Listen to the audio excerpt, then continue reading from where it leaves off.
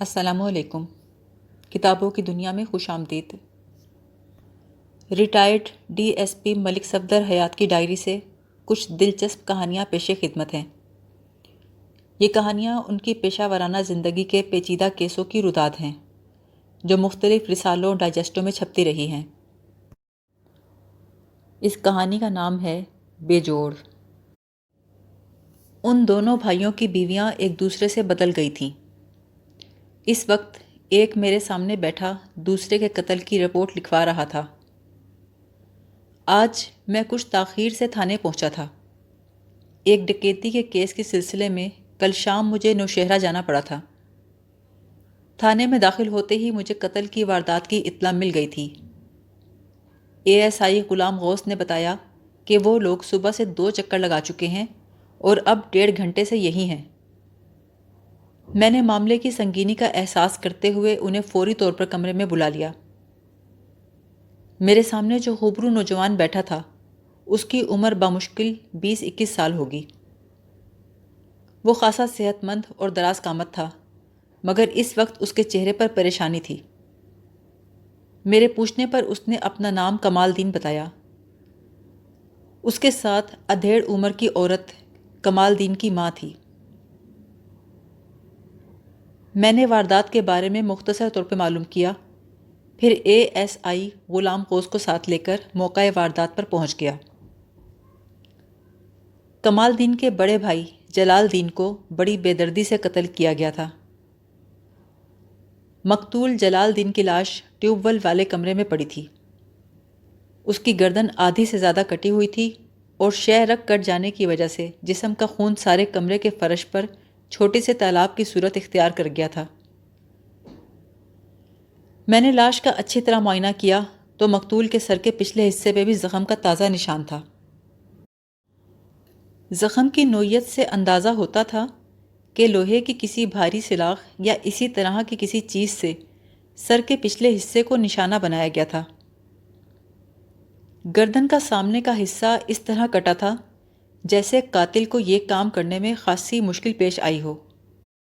ایک بات یقینی تھی کہ گردن کاٹنے کے لیے کسی تیز دھار آلے کا استعمال نہیں کیا گیا تھا۔ قتل کی بے شمار وارداتوں اور لاشوں کا معائنہ کرنے کی وجہ سے آلہ قتل کے بارے میں میری معلومات بڑی وسیع تھیں۔ مقتول کی کٹی ہوئی گردن کو دیکھ کر میں نے اندازہ کر لیا تھا کہ جلال دین کو کھرپے سے قتل کیا گیا ہے یا پھر درانتی سے گردن کاٹی گئی ہے۔ میں نے جائے واردات کا تفصیلی نقشہ تیار کیا، تمام اہم اور غیر اہم باتوں کو نوٹ کیا، لاش کو پوسٹ مارٹم کے لیے شہر کے ہسپتال بھیجا۔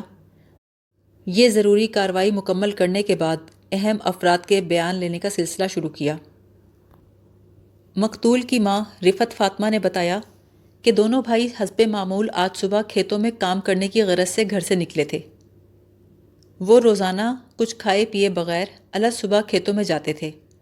بعد میں وہ خود ان کے لیے کھانا تیار کر کے لے جاتی تھی۔ آج وہ کھانا لے کر گھر سے نکلنے کا ارادہ کر ہی رہی تھی کہ کمال دین گھبرایا ہوا گھر میں داخل ہوا۔ اس کی حالت دیکھ کر رفت فاطمہ کا دل دھک سے رہ گیا۔ اس نے مضطرب لہجے میں سوال کیا، رب خیر کرے پتر کی گل ہے؟ ماں، بھا جلال کی ہویا جلال نو؟ کمالے جلدی بتا، جلال ٹھیک تو ہے؟ او گونگا کیوں ہو گیا، کچھ بول بھی؟ کمال دین نے گلوگیر لہجے میں کہا، ماں، بھا جلال دی لاش۔ ہائے میں مر جاواں، وے کیا بک رہا ہے، وہ تو تیرے ساتھ گیا سی۔ ماں، ٹیوب ویل والے کمرے میں بھا جلال کی لاش، کسی نے اس کی گردن کاٹ دی۔ رفت فاطمہ نے سینہ کو بھی شروع کر دی، ہائے میرے ربا، او کون ظالم تھا، میرا سونا گبرو پتر، میرا چند ورگا شہزادہ، ربا ایک کی ہو گیا۔ کچھ دیر بعد وہ کھیت پہنچ چکی تھی اور بیٹے کی لاش دیکھ کر اس کے ہوش و حواس اڑ گئے تھے۔ کمال دین بھی اس کے ساتھ ہی پہنچا تھا۔ چیخ و پکار سن کر لوگ جمع ہو گئے تھے، جھمگٹا سا لگ گیا تھا۔ پھر کسی کو خیال آیا کہ پولیس کو اطلاع دینی چاہیے۔ اب میں موقع واردات پر موجود تھا۔ میں نے احتیاطاً ٹیوب ویل والے کمرے کو سرکاری تالا لگوا دیا تھا۔ اس سے پہلے میں نے کمرے کا تفصیلی معائنہ بھی کر لیا تھا۔ کمرے کا 1/3 حصہ ٹیوب ویل کے انجن نے گھیر رکھا تھا۔ کمرے کے ایک کونے میں تیل کے ڈرم رکھے تھے، ایک ڈرم خالی، باقی میں تیل بھرا تھا۔ یہ تیل انجن کو چلانے کے لیے بطور ایندھن استعمال کیا جاتا تھا۔ خالی ڈرم کے ساتھ ہی کچھ پرانے پٹے پڑے ہوئے تھے جو غالباً قابل استعمال نہیں تھے۔ نئے نکور پٹوں کی ایک جوڑی کمرے کی مغربی دیوار پر ایک کونے میں تھی۔ یہ پٹے ٹیوب ویل کے انجن کی موٹر میں استعمال ہوتے تھے۔ دیوار پر ٹنگے ہوئے پٹوں کے نیچے فرش پر ایک پرانا لکڑی کا ڈبہ رکھا تھا جس میں مختلف قسم کے اوزار تھے۔ موقع واردات کی کارروائی مکمل کرنے کے بعد ہم رفت فاطمہ کے گھر آ گئے تھے اور وہیں بیٹھ کر میں اس کا بیان لے رہا تھا۔ اس نے اپنا بیان لکھوا دیا تو میں نے پوچھا، رفت بی بی، تم نے بتایا ہے کہ جلال اور کمال صبح سویرے کھیتوں میں نکل جاتے تھے۔ عام طور پر وہ کتنے بجے گھر سے روانہ ہوتے تھے؟ وہ الجھے ہوئے لہجے میں بولی، تھانے دار صاحب، وقت کا تو مجھے پتہ نہیں جی، بس منہ اندھیرے ہی چلے جاتے تھے۔ پھر بھی کچھ تو اندازہ ہوگا۔ میں کیا بتاؤں جی، اذانوں کے بعد جاتے تھے۔ کیا آج بھی وہ اسی وقت گھر سے نکلے تھے؟ ہاں جی۔ گھر سے نکلتے وقت جلال نے تم سے کوئی خاص بات کی تھی؟ کل رات کوئی خاص واقعہ پیش آیا ہو؟ میرا مطلب ہے جلال نے خلاف معمول کوئی بات کی ہو؟ نہیں جی، کوئی خاص بات نہیں ہوئی، سب کچھ ٹھیک ٹھاک ہی تھا۔ مجھے معلوم ہوا تھا کہ رفت فاطمہ کا شوہر اللہ دتا 3 ماہ قبل دل کا دورہ پڑنے سے مر گیا تھا۔ چند مہینے کے اندر یہ دوسرا صدمہ تھا جو رفت فاطمہ کو برداشت کرنا پڑ رہا تھا۔ اس کی حالت کو مد نظر رکھتے ہوئے میں اپنے رویے سے خاصی نرمی کا مظاہرہ کر رہا تھا۔ رفت فاطمہ خاصی رکھ رکھاؤ والی عورت تھی۔ جب میں نے تھانے میں اسے پہلی مرتبہ دیکھا تو اس کی حالت خراب تھی، مگر اب وہ بڑی حد تک خود کو سنبھال چکی تھی اور میرے سوالوں کے معقول جواب دے رہی تھی۔ میرا خیال ہے اس کی جگہ کوئی دوسری عورت ہوتی تو اسے سنبھلنے میں ہفتوں لگ جاتے۔ میں نے پوچھا، رفت بی بی، گزشتہ دنوں میں جلال کا کسی سے کوئی جھگڑا وغیرہ تو نہیں ہوا تھا؟ تھانے دار صاحب، جلال تو بڑا ہی پیارا بچہ تھا، اس نے تو آج تک کسی کو پھول نہیں مارا۔ رفت بی بی، ذرا سوچ کر بتاؤ، جلال کی کسی سے دشمنی وغیرہ تو نہیں تھی؟ میرا مطلب ہے تمہیں کسی پر شک ہے؟ تمہاری نظر میں کون جلال کی جان کا دشمن ہو سکتا ہے؟ کوئی بھی نہیں جی، مجھے تو کسی پہ شک نہیں۔ دیکھو بی بی، ہمیں اپنی تفتیش کا آغاز کرنے کے لیے کسی نہ کسی اشارے کی ضرورت ہوتی ہے۔ اگر تم میری مدد نہیں کرو گی تو میں کچھ بھی نہیں کر سکوں گا، اور چند روز کے بعد یہ کیس داخل دفتر ہو جائے گا، اور بس اللہ اللہ خیر صلاح۔ اب میں جلال کی بیوی کا بیان لینا چاہتا ہوں، اسے بلاؤ۔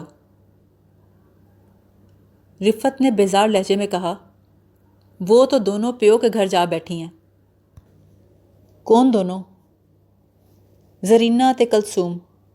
نہ وہ منحوس اس گھر میں آتی، نہ یہ گھر اجڑتا۔ پتہ نہیں کیسی بری گھڑی تھی جب ان کا پیر اس گھر میں پڑا۔ میں نے چونک کر اس کی جانب دیکھا۔ کیا مطلب؟ کیا تمہاری بہویں تمہارے ساتھ نہیں رہتی؟ نہیں جی۔ کیوں؟ کوئی جھگڑا چل رہا ہے ان کے ساتھ؟ بڑی لمبی کہانی ہے جی۔ لمبی کہانی کو مختصر بھی کیا جا سکتا ہے بی بی۔ کیا تم نہیں چاہتی ہو ہم جلال کے قاتل کو گرفتار کر کے عدالت سے سزا دلوائیں؟ ان کا اس واقعے سے تعلق نہیں ہے جی، بس جی وہ تو ہمارا خاندانی مسئلہ ہے۔ تھانے دار صاحب، میرے سونے پتر کے قاتل کو میرے سامنے لے آؤ، میں آپ ہی اس کی بوٹی بوٹی کر دوں گی۔ میں نے کہا، یہی تو مشکل ہے، ہمیں جب تک سراغ نہیں ملے گا ہم قاتل تک کیسے پہنچ سکیں گے؟ اس گھر میں اور کون رہتا ہے؟ کمالے سے نکا ایک میرا اور پتر ہے جی، جیلا نام ہے اس کا۔ جیلا اس وقت کہاں ہے؟ وہ صبح سے لاہور گیا ہے، ٹیوب ویل کا سامان خریدنے۔ اس کا پورا نام کیا ہے؟ جمیل۔ جمیل لاہور سے کب آئے گا؟ شام تک آنے کا کہہ گیا ہے۔ ٹھیک ہے، جب وہ آ جائے تو اسے کہنا تھانے آ کر اپنا بیان لکھوا دے۔ میں نے اے ایس آئی کو آواز دے کر کہا، غلام غوث، میں تھانے جا رہا ہوں، تم کمال دین کو لے کر وہیں آ جاؤ، اس کا بیان لینا ہے۔ غلام غوث نے کمال دین کی طرف دیکھا۔ چلو سونیو۔ رفت فاطمہ نے کہا، تھانے دار صاحب، جو بھی پوچھنا ہے اس سے یہیں پوچھ لو۔ میں نے تسلی آمیز لہجے میں کہا، بی بی فکر نہ کرو، کمال دین کو ہم محض کارروائی کے لیے تھانے لے جا رہے ہیں، پریشانی کی کوئی بات نہیں، یہ تھوڑی دیر میں واپس آ جائے گا۔ میرا اے ایس آئی کمال دین کو لے کر روانہ ہو گیا تو میں پچھلی گلی میں نکل آیا۔ گلی کے کونے پر کریانے کی دکان تھی۔ اس وقت پورے ایمن آباد میں قتل کی خبر پھیل چکی تھی۔ علاقہ تھا ہی کتنا بڑا، اس زمانے میں تو یہ چھوٹا سا پنڈ ہوتا تھا۔ دکاندار مجھے دیکھ کے کھڑا ہو گیا۔ آؤ جی آؤ ملک صاحب، میرے تے نصیب جاگ گئے نے۔ اس نے فوراً لکڑی کی پیٹی کھولی اور برف میں دبی ہوئی ایک بوتل نکال کر میری طرف بڑھاتے ہوئے بولا، لو جی پانی شانی پیو سرکار۔ میں نے اس کے ہاتھ سے بوتل لیتے ہوئے کہا، بابا کتنے عرصے سے یہ دکان کر رہے ہو؟ مائی باپ ساری عمر گزر گئی ہے، یہیں کا جم پالوں۔ تو تمہیں معلوم ہی ہوگا آج صبح کسی نے جلال دین کو قتل کر دیا ہے۔ آہو جی، بہت برا ہوا جی، جلال بڑا سونا جوان تھا۔ تمہارا کیا خیال ہے بابا، جلال کو کس نے قتل کیا ہوگا؟ رب جانے جی، اس کی تو کسی سے دشمنی بھی نہیں تھی، کسی سے کوئی لڑائی جھگڑا بھی نہیں سنا۔ دو چار رسمی سوال کرنے کے بعد میں آگے بڑھ گیا۔ کچھ دیر کے لیے حلوائی کے پاس رکا، اس کے بعد حجام کی دکان تھی، وہاں بھی پوچھ گچھ کی، مگر کہیں سے کام کی کوئی بات معلوم نہ ہوئی۔ کیس کا کوئی سرا ہاتھ نہیں آیا تھا، ابھی تک آلۂ قتل بھی دستیاب نہیں ہو سکا تھا، نہ ہی قتل کی وجہ سامنے آ رہی تھی۔ تھانے پہنچا تو برآمدے میں ایک بینچ پر کمال دین میرا انتظار کر رہا تھا۔ میں نے کمرے میں پہنچ کر اسے بلوا لیا۔ ہاں بھائی کمال دین، تمہارے بھائی کا قتل ہو گیا ہے، یقیناً تم چاہو گے کہ قاتل جلد از جلد گرفتار ہو جائے۔ میں نے اس کی آنکھوں میں جھانکتے ہوئے جملہ ادھورا چھوڑ دیا۔ آہو جی، تو پھر سچ سچ بتاؤ، آج صبح کیا ہوا تھا؟ اماں نے آپ کو سب کچھ تو بتا دیا ہے۔ اوئے اماں کے گھوڑے، جو میں پوچھ رہا ہوں اس کا جواب دو۔ وہ مسکین صورت بنا کر بولا، پوچھو جی۔ جب تم دونوں بھائی گھر سے روانہ ہوئے تھے تو کیا ہوا تھا؟ ہونا کیا تھا جی؟ بھا جلال نے مجھ سے کہا کہ میں کھیتوں میں چلا جاؤں اور واٹی شروع کر دوں۔ وہ دوسری جانب کے کھیتوں کو پانی دینے کے لیے ٹیوب ویل چلانے چلا گیا۔ میں جا کر اپنے کام میں جت گیا۔ کافی دیر ہو گئی جی، بھا جلال نہ آیا تو مجھے فکر ہوئی۔ ٹیوب ویل بھی نہیں چل رہا تھا، آواز نہیں آ رہی تھی۔ میں پریشان ہو گیا۔ اچھی خاصی دھوپ نکل آئی تھی، میں نے سوچا چل کر دیکھتا ہوں آخر کیا معاملہ ہے۔ پھر جی، جب میں ٹیوب ویل والے کمرے میں پہنچا تو وہاں بھا جلال۔ بولتے بولتے اس کی آنکھوں میں آنسو اتر آئے۔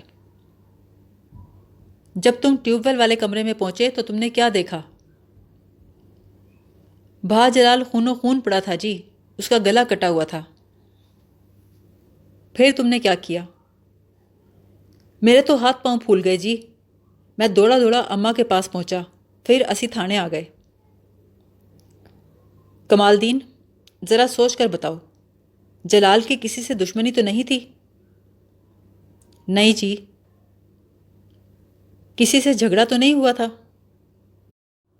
وہ کچھ دیر سوچنے کے بعد بولا، بھا جلال بہت ٹھنڈی طبیعت والا تھا جی، مگر ایک بار میں نے اسے غصے میں دیکھا۔ وہ جی بس بات ہی ایسی ہو گئی تھی، اچھو کو ایسا نہیں کہنا چاہیے تھا۔ میں نے پوچھا، کون اچھو؟ کیا کہہ دیا تھا اچھو نے؟ اچھو ہمارا سالہ تھا جناب، بڑا خودسر منڈا ہے وہ۔ اچھو نے ایسی کون سی بات کہہ دی کہ جلال کو غصہ آ گیا۔ کمال دین بولا، وہ ہمارا گھریلو معاملہ تھا جی۔ میں نے محسوس کیا وہ کچھ چھپانے کی کوشش کر رہا ہے۔ رفت فاطمہ نے بھی اس سلسلے میں لب نہیں کھولے تھے، ٹال مٹول سے کام لیا تھا۔ مقتول جلال دین اور چھوٹے بھائی کمال دین کی بیویاں میکے میں تھیں، اس کی وجہ کوئی بڑی ہو سکتی تھی، لیکن ماں بیٹے اس سلسلے میں زبان نہیں کھول رہے تھے۔ ضرور کوئی ایسی بات تھی جسے وہ پوشیدہ رکھنا چاہتے تھے۔ میں نے کہا، کمال دین، تمہاری ماں نے بتایا تھا کہ تمہارا چھوٹا بھائی جمیل عرف جیلا آج صبح لاہور گیا ہے ٹیوب ویل کا کچھ سامان خریدنے۔ تمہیں تو معلوم ہوگا وہ کون سا سامان لینے گیا ہے؟ نہیں جی، میں نہیں جانتا۔ پھر تو تمہیں یہ بھی معلوم نہیں ہوگا کہ وہ واپس کب آئے گا۔ اس کے چہرے پہ ناگواری سی آ گئی۔ جی تھانے دار صاحب، جیلا جانے تو اس کی ماسی جانے۔ میں نے چونک کر اس کی جانب دیکھا۔ جیلے کی ماسی کدھر سے آ گئی؟ او جی، زینب ماسی نے جیلے کو بہت بگاڑ دیا ہے، دن رات وہ اسی کی تعریفیں کرتا ہے، پتہ نہیں کیا گھول کے پلا دیا ہے اس نے جیلے کو۔ میں نے اچانک سوال کیا، کمال دین، تمہاری بیوی میکے کیوں چلی گئی ہے؟ دیکھو، قانون سے کوئی بات چھپاؤ گے تو مصیبت میں بھی پھنس سکتے ہو۔ میں یہ بات کسی اور سے بھی معلوم کر سکتا ہوں۔ تمہارے لیے بہتر ہے جو پوچھ رہا ہوں سچ سچ بتا دو۔ نہ جانے کیوں مجھے لگتا تھا کہ رفت فاطمہ کی بہوؤں کے میکے جا بیٹھنے کے راز سے پردہ اٹھ جائے تو اس کیس میں آسانی ہو جائے گی۔ میرا دل کہہ رہا تھا کہ اس راز کا جلال دین کے قتل سے گہرا تعلق ہے۔ جب وہ چپ رہا تو میں نے کہا، چل شروع ہو جا کمالے، نہیں تو ہمیں دوسرا طریقہ آزمانا پڑے گا۔ تھانے دار صاحب، اس میں میرا کیا قصور جی؟ میرے سورے نے زبردستی کلثوم کی طلاق لے لی تھی۔ میں نے اسے گھور کر دیکھا، پھر پوچھا، تم نے اپنی بیوی کو طلاق دے دی تھی؟ آؤ جی، میں مجبور ہو گیا تھا جی۔ یہ کتنا عرصہ پہلے کی بات ہے؟ 3 مہینے پہلے کی ہے جی۔ تم نے بتایا ہے کہ طلاق کا مطالبہ تمہارے سسر نے کیا، اس کی کیا وجہ تھی؟ تم طلاق دینے کے لیے کیوں مجبور ہو گئے؟ اس کیوں کے جواب میں کمال دین نے ٹھہر ٹھہر کر ایک طویل کہانی سنائی۔ اس کے مطابق 8 ماہ بیشتر اللہ دتے نے اپنے دونوں بیٹوں جلال دین اور کمال دین کی شادی اپنی بہن رحمت بی بی کی بیٹیوں زرینہ اور کلثوم سے کر دی تھی۔ شادی کے وقت جلال دین کی عمر لگ بھگ 22 سال تھی، چھوٹا بھائی کمال دین 20 سال کا تھا۔ زرینہ اور کلثوم کی عمریں بالترتیب 18 اور 16 سال تھیں۔ جلال دین بہت سیدھا سادہ تھا، اس میں تیزی تراری نام کو نہ تھی۔ اس نے ایف اے تک تعلیم حاصل کر رکھی تھی، پھر بھی اس میں وہ چلاکی نہیں تھی جو عام طور پر پڑھے لکھے لڑکوں میں پائی جاتی ہے۔ اس کے برعکس کمال دین کو پڑھنے لکھنے سے دلچسپی نہیں رہی تھی، وہ پرائمری سے آگے نہیں بڑھ سکا تھا، اس کا زیادہ وقت کھیل کود میں گزرتا تھا۔ اللہ دتہ کی خواہش تھی کہ وہ کمال دین کے لیے چھوٹی لڑکی زرینہ کا اور جلال دین کے لیے بڑی لڑکی کلثوم کا رشتہ مانگ لے۔ وجہ یہ تھی کہ زرینہ ذرا تیز تھی، اس کی جوڑی کمال کے ساتھ ہی اچھی لگتی، جبکہ کلثوم جیسی کمگو لڑکی جلال دین کے لیے ٹھیک تھی۔ مگر اللہ دتہ کے بہنوئی چودھری حشمت نے اس تجویز کو رد کر دیا۔ اس نے فیصلہ کن لہجے میں کہا، نہیں، یہ نہیں ہو سکتا، یہ بات نامناسب ہوگی، چھوٹے لڑکے سے بڑی کی اور بڑے لڑکے سے چھوٹی کی شادی کروں؟ تیرا دماغ خراب ہو گیا اللہ دتے۔ اللہ دتے کی بہن رحمت بی بی نے بھی یہی کہا۔ نہ بھرا، ایسا نہیں ہو سکتا۔ اللہ دتے نے سمجھایا کہ اس سے فرق نہیں پڑتا، بڑے اور چھوٹے کا کیا سوال ہے، ہمیں اپنی اولاد کی پسند ناپسند کا خیال رکھنا چاہیے۔ کیا مطلب ہے اللہ دتا؟ پھر اس نے اپنی بیوی سے پوچھا، رحمتے، یہ پسند ناپسند والی کون سی بات کی ہے تمہارے بھائی نے؟ رحمت بی بی نے اپنے بھائی کی بات کی وضاحت کی، کمال دین زرینہ کو پسند کرتا ہے۔ اللہ دتہ نے بات کو آگے بڑھایا، اور دونوں کا مزاج بھی بہت ملتا ہے۔ لیکن اس کے بہنوئی نے انکار میں کہا، نہیں اللہ دتہ، رشتہ اسی طرح ہوگا جس طرح طے ہوا تھا۔ ہم بڑے کو بڑی لڑکی اور چھوٹے کو چھوٹی لڑکی دیں گے، ورنہ سوچ لو۔ اللہ دتہ کا بہنوئی چودھری حشمت علی کھیالی کا رہنے والا تھا۔ وہ خاندانی زمیندار تھا، 1.5 مربع زمین کا مالک تھا۔ اللہ دتہ کئی ماہ اس کے گھر چکر لگاتا رہا، مگر بات نہ بنی۔ اللہ دتہ نے بہت چاہا کہ کمال دین کی شادی زرینہ سے ہو جائے، کیونکہ وہ کمال دین کے جذبات سمجھتا تھا۔ اسے یہ بات بھی معلوم تھی کہ زرینہ کا رجحان بھی کمال دین ہی کی طرف ہے۔ رہ گیا جلال دین، تو اس کا معاملہ مختلف تھا۔ وہ اپنے باپ کا بہت فرما بردار تھا۔ اس کی زبان سے نکلا ہوا ہر لفظ اس کے لیے حکم کا درجہ رکھتا تھا۔ لیکن بہن بہنوئی کے سامنے اللہ دتہ کو ہار ماننا پڑی۔ اس نے اپنے بیٹوں کے رشتے اسی طرح طے کیے جیسے انہوں نے چاہے۔ 1 ماہ بعد شادی کی تاریخ پکی کر دی گئی۔ دونوں شادیاں ایک ساتھ ہونا طے پائی تھیں۔ والدین تو ہمیشہ اولاد کے لیے اچھا ہی سوچتے ہیں، مگر تقدیر بعض اوقات عجیب تماشے دکھاتی ہے۔ زرینہ اور کلثوم بیاہ کر سسرال آ گئیں، لیکن اس کے بعد جو تماشا ہوا، نہ کسی نے دیکھا تھا، نہ کسی نے سنا تھا۔ دونوں کی دلہنیں بدل گئی تھیں۔ جلال دین اور کمال دین اپنی دلہنوں کو صورتوں سے نہیں پہچانتے تھے۔ جہاں تک کمال دین کے زرینہ کو پسند کرنے کا سوال تھا، تو وہ سنی سنائی باتوں پر تھا۔ بچپن میں انہوں نے ایک دوسرے کو دیکھ رکھا تھا تو یہ بھی پرانی بات تھی۔ اب وہ صرف ایک دوسرے کی شکلوں سے شناسا تھے۔ شادی کے دوسرے روز جب زرینہ کے کمرے سے کمال دین اور کلثوم کے کمرے سے جلال دین برآمد ہوا تو ایک ہنگامہ کھڑا ہو گیا۔ خدا جانے کیسے ہوا، دلہنوں کے کمرے کس طرح بدل گئے، دلہا اپنی اپنی دلہن کی بجائے دوسری دلہن کے کمرے میں کیسے پہنچ گئے۔ جو کچھ ہوا بہت شرمناک تھا۔ دلہنوں کے گاؤں سے کئی عورتیں بارات کے ساتھ آئی تھیں۔ یہ بات چھپنے والی نہیں تھی۔ دوپہر تک ایمن آباد، کھیالی اور پیلی والا کے علاوہ کئی گاؤں تک یہ خبر پھیل چکی تھی۔ چودھری حشمت کو پتہ چلا تو اس نے سارا الزام کمال دین کے سر پہ رکھ دیا۔ غصے سے اس نے کہا، یہ سب کچھ سوچی سمجھی سازش کے تحت کیا گیا ہے۔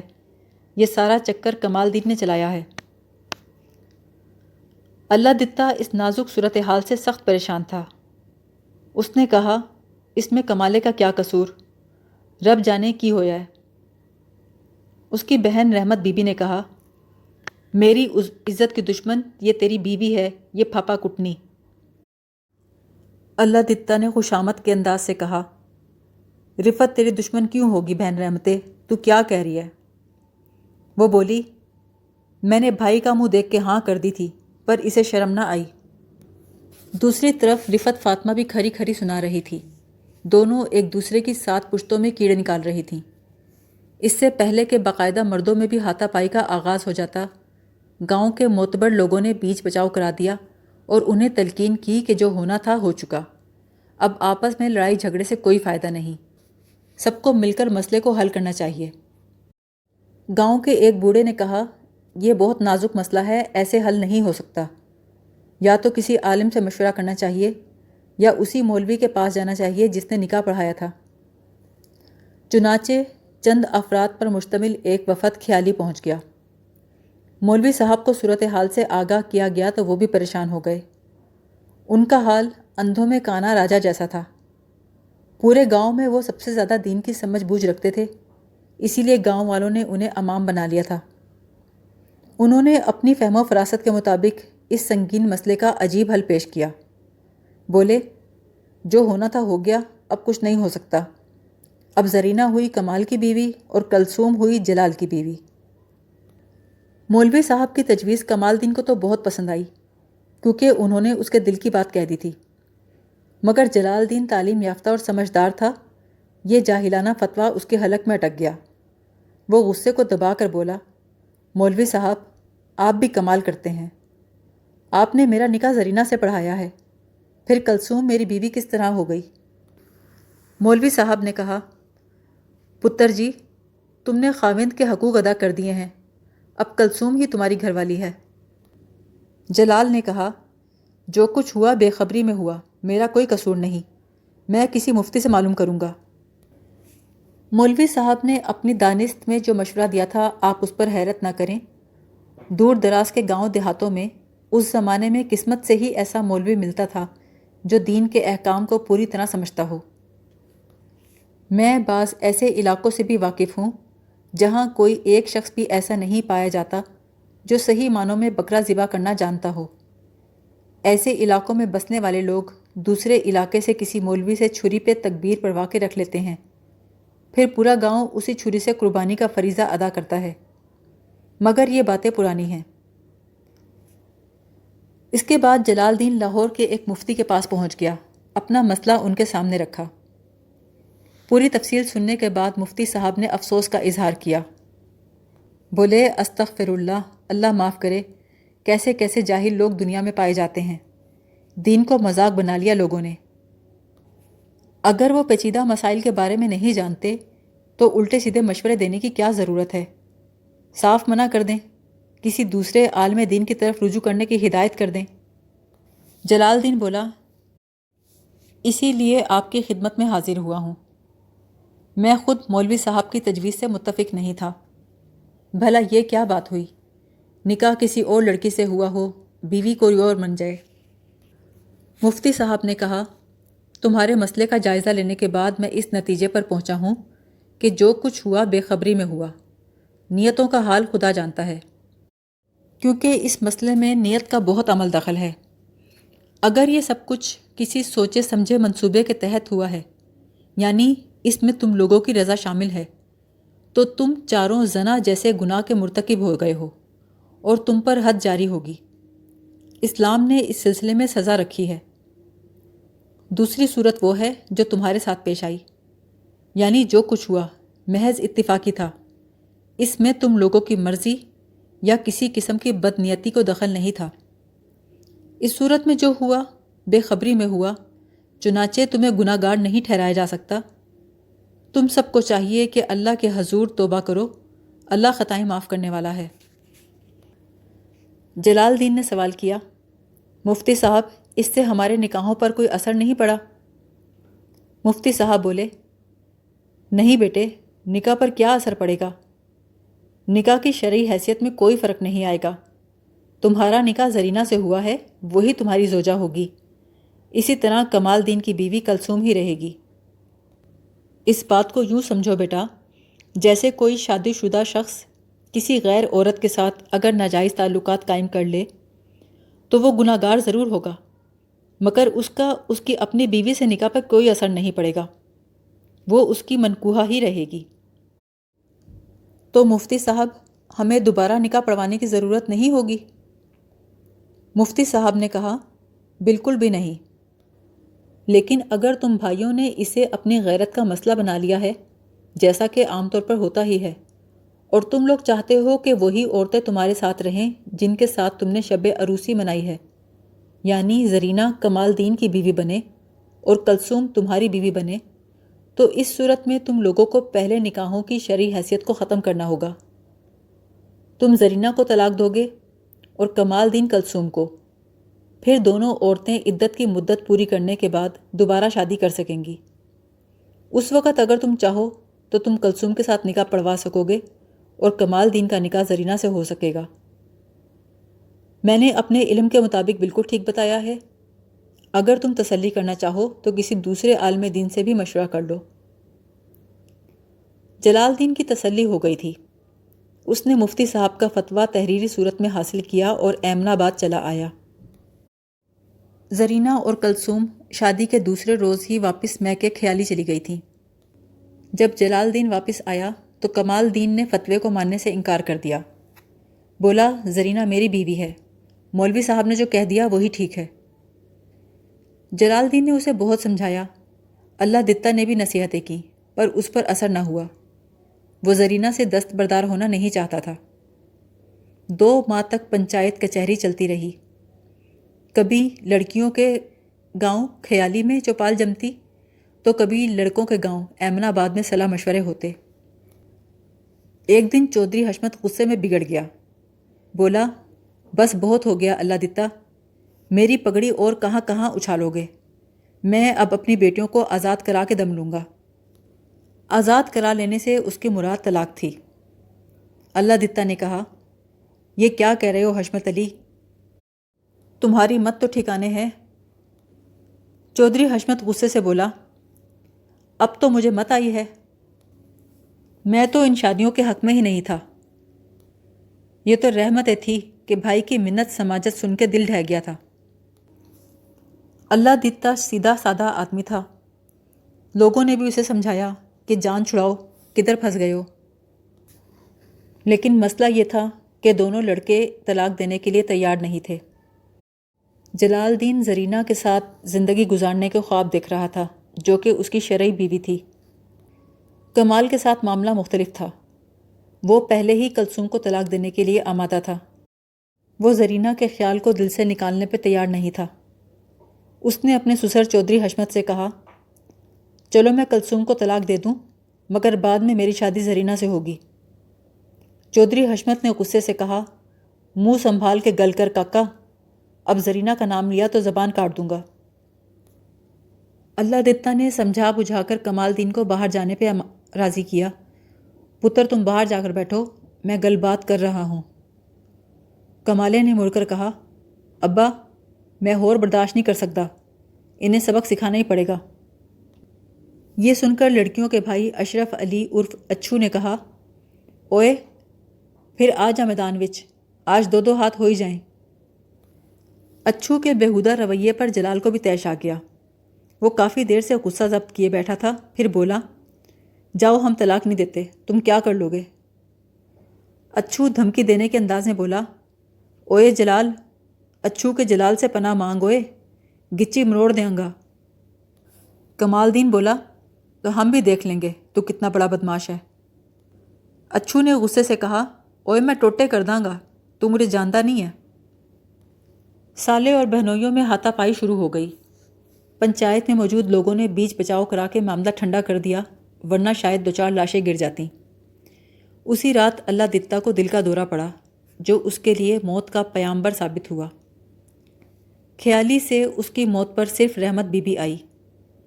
اللہ دتا اس کا سگا بھائی تھا۔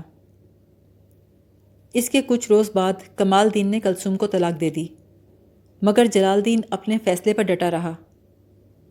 اسے کئی بار اچھو کی طرف سے سنگین نتیجے کی دھمکی ملی، مگر اس نے ان دھمکیوں کی پرواہ نہیں کی، اور آج صبح وہ ٹیوب ویل والے کمرے میں مردہ پایا گیا تھا۔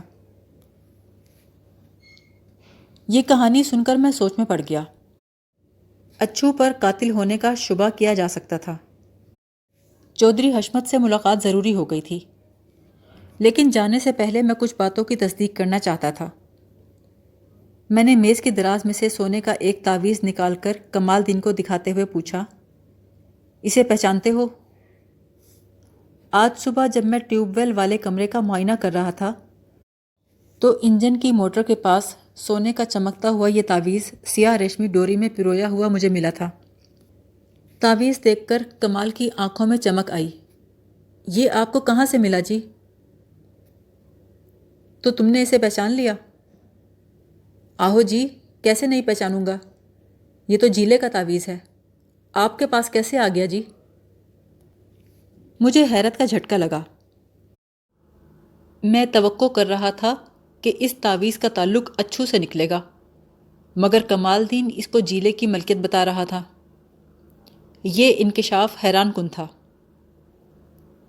تمہیں یقین ہے یہ جیلے کا تعویذ ہے؟ تم نے آخری مرتبہ اسے جیلے کے پاس کب دیکھا تھا؟ وہ پورے وثوق سے بولا، آخری مرتبہ کا کیا سوال ہے جی، یہ تو ہر وقت اس کے گلے میں لٹکا رہتا ہے۔ وہ سوالیہ نظروں سے میری طرف دیکھ رہا تھا۔ میں نے اس کی کیفیت کو نظر انداز کر کے اسے جانے کی اجازت دے دی۔ اب خیالی جانے سے پہلے جیلے سے ملنا ضروری ہو گیا تھا۔ شام تک وہ تھانے نہیں آیا تو میں نے 2 سپاہیوں کو گھر بھیج دیا کہ اگر لاہور سے آ گیا ہو تو اسے ساتھ لے آئیں۔ کچھ دیر بعد ہی جمیل عرف جیلا تھانے میں موجود تھا۔ رفت فاطمہ اس کے ساتھ ہی آئی تھی۔ میں نے اسے برآمدے میں بٹھا دیا اور جیلے کو کمرے میں بلا لیا۔ وہ 18-19 سال کا خوبرو نوجوان تھا۔ اس کی اٹھان سے اندازہ ہوتا تھا کہ آگے چل کر کڑیل جوان نکلے گا۔ اس نے پاپلین کی قمیص اور کورے لٹھے کی دھوتی پہن رکھی تھی۔ وہ میز کے سامنے آ کر کھڑا ہو گیا۔ میں نے اسے کرسی پر بیٹھنے کا اشارہ کیا اور کہا، مجھے تمہارے بھائی کی موت کا دلی صدمہ ہے۔ میں جلد از جلد اس کے قاتل کو ڈھونڈ لوں گا۔ تم آج صبح کتنے بجے لاہور روانہ ہوئے تھے؟ جیلے کے لہجے میں دکھ کی آمیزش تھی۔ کوئی 7 بجے جناب۔ جب تم گھر سے نکلے تھے اس وقت جلال دین گھر میں تھا؟ نہیں جی، وہ تو سویرے بھائی کمال کے ساتھ کھیتوں میں چلا جاتا تھا۔ سویرے کتنے بجے؟ مجھے نہیں پتا جی، میں دیر سے سو کر اٹھتا ہوں۔ وہ جب کھیتوں میں جاتے ہیں تو میں سو رہا ہوتا ہوں۔ آج مجھے لاہور جانا تھا، اس لیے اماں نے جلدی جگا دیا تھا۔ تمہارے گھر سے نکل کے سڑک تک جانے کے لیے کھیتوں سے گزرنا پڑتا ہے۔ سڑک تک جانے والی پگڈنڈی ٹیوب ویل کے پاس سے گزرتی ہے۔ جب تم لاہور جانے کے لیے ٹیوب ویل کے پاس سے گزر رہے تھے، تم نے جلال دین کو دیکھا تھا؟ ہاں جی، دیکھا تھا۔ تمہاری کوئی بات ہوئی تھی؟ نہیں جی، جلال بھائی اس وقت ٹیوب ویل کی دھار کے نیچے نہا رہا تھا۔ اس کا جواب سن کر میں چونک گیا۔